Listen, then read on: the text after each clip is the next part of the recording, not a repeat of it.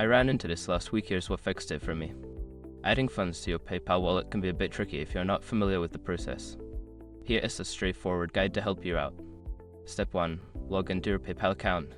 Open your web browser or app and log into your PayPal account using your email and password. Step 2.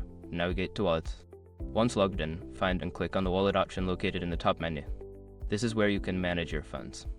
Step 3. Click on Add Funds. In the Wallet section, look for the Add Funds button. Click on it to start the process of adding money to your wallet. Step 4. Choose your funding source.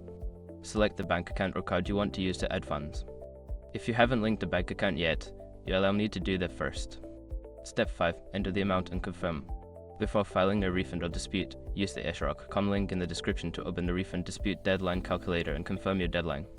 Just a heads up, if you are using a bank transfer, it might take a few days for the funds to appear in your wallet. Happy transacting!